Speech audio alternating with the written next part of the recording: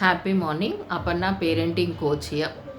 Last వీడియోలో మనం ఏం చూసామంటే మన అనుభవానికి సంబంధించినటువంటి దృష్టికోణాన్ని మనము పిల్లల అనుభవంతో సమానంగా చూడకూడదు. ఎందుకంటే పిల్లల దృష్టికోణం పిల్లలది, వాళ్ళ పర్సెప్షన్ వాళ్ళది, మన పర్సెప్షన్ మనది. ఎందుకంటే మనం చదివినటువంటి స్కూల్లో వాళ్ళు చదవలేదు, మనము ఉన్నటువంటి సందర్భాలు కానీ సిచ్యువేషన్స్లో కానీ వాళ్ళు లేరు. ఇప్పుడు వాళ్ళది చాలా ఫాస్ట్ జనరేషన్. మన టైంకి మన పేరెంట్స్ కంటే మనం ఫాస్ట్ జనరేషన్ ఎలా ఉన్నామో మనకంటే కూడా మన పిల్లలు ఫాస్ట్ జనరేషన్ అలాగే ఉంటారు. సో ఈ విషయాన్ని మనం లాస్ట్ వీడియోలో తెలుసుకున్నాం. అంటే మన ఎక్స్పీరియన్స్ యొక్క స్పెట్స్ని పిల్లలకి రుద్దొద్దు, వాళ్ళని ఫోర్స్ చేయకూడదు, వాళ్ళ లైఫ్ని వాళ్ళు ఎక్స్పీరియన్స్ చేసేటట్టు చూడాలి, వాళ్ళ లైఫ్ని వాళ్ళు ఎక్స్పీరియన్స్ అయ్యేటట్టు మనం చూసుకోవాలి. వాళ్ళే ఎక్స్పీరియన్స్ చేస్తారు వాళ్ళ లైఫ్ని. అలాగే ఈ వీడియోలో మీకు ఇంకొక సందర్భాన్ని నేను ఎక్స్ప్లెయిన్ చేస్తాను.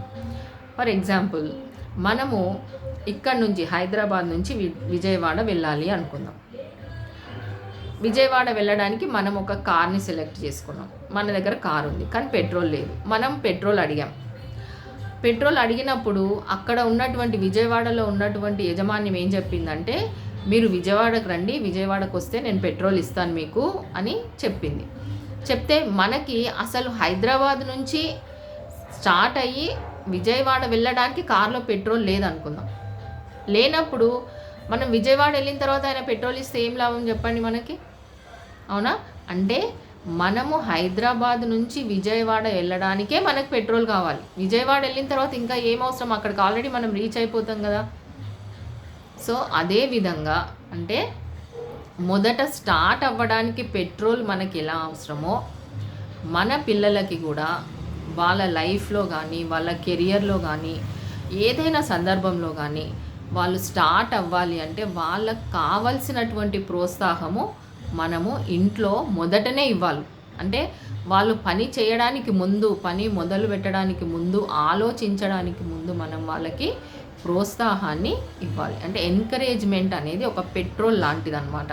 ఎప్పుడైతే మనం వాళ్ళని పని చేయడానికి ఎంకరేజ్ చేస్తామో, ప్రోత్సహిస్తామో అప్పుడు వాళ్ళు ముందుకెళ్తారు.